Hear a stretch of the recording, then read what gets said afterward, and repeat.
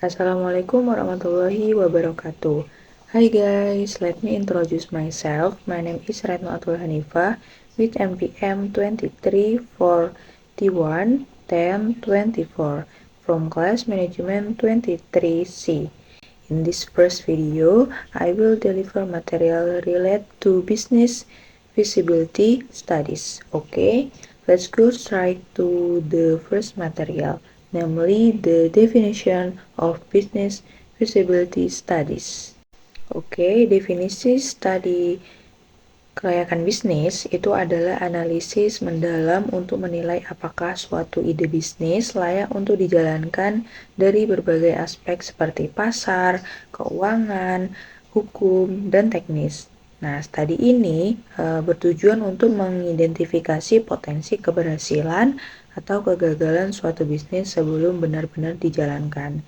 Dengan melakukan studi kelayakan bisnis, para pengusaha dapat mengetahui apakah investasi yang dilakukan akan menguntungkan atau justru merugikan. Nah, analisis ini mencakup berbagai faktor internal maupun eksternal yang dapat mempengaruhi keberlangsungan bisnis, seperti tren pasar, kemudian regulasi pemerintah, dan kesiapan sumber daya yang dibutuhkan. Selanjutnya ada tujuan dan manfaat dari studi kelayakan bisnis, yaitu yang pertama mengurangi resiko bisnis. Maksudnya di sini yaitu studi kelayakan bisnis itu membantu mengidentifikasi potensi resiko yang dapat menghambat keberhasilan bisnis sehingga dapat dilakukan langkah-langkah pencegahan atau mitigasi. Yang kedua ada memastikan bisnis berjalan sesuai regulasi, yaitu dengan melakukan analisis hukum, bisnis dapat beroperasi sesuai dengan aturan yang berlaku, menghindari masalah legalitas di kemudian hari. Yang ketiga, itu menilai potensi keuangan. Studi kelayakan bisnis ini memberikan gambaran mengenai peluang keuntungan, itu berdasarkan analisis pasar, keuangan, dan strategi bisnis yang diterapkan. Kemudian yang keempat, membantu dalam perencanaan bisnis, yaitu dengan memahami aspek-aspek bisnis secara mendalam, perekonomian usaha dapat dilakukan lebih matang dan strategis.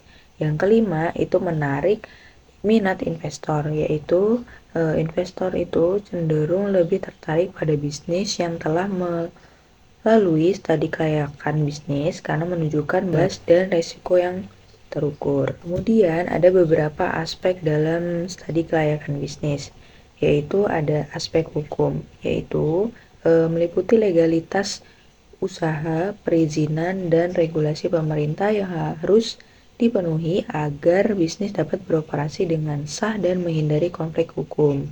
Yang kedua, itu ada aspek pasar dan pemasaran, yaitu menganalisis permintaan pasar, tren industri, pesaing, serta strategi pemasaran yang tepat untuk menarik pelanggan dan mempertahankan pangsa pasar.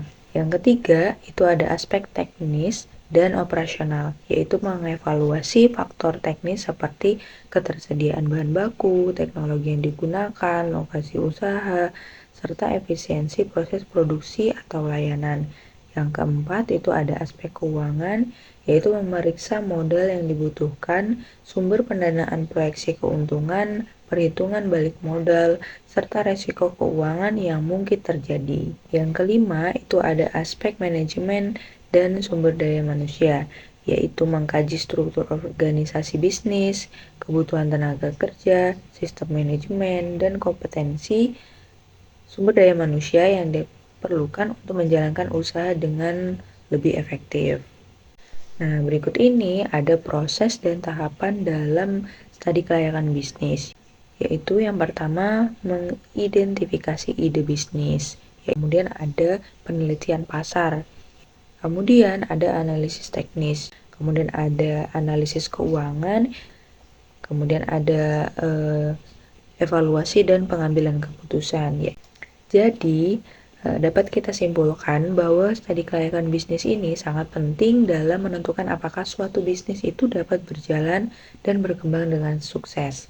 Dengan melakukan analisis menyeluruh terhadap aspek hukum, pasar, teknis, keuangan, dan manajemen, pengusaha itu dapat mengidentifikasi potensi masalah dan peluang yang ada. Maybe that's all I can convey in this video.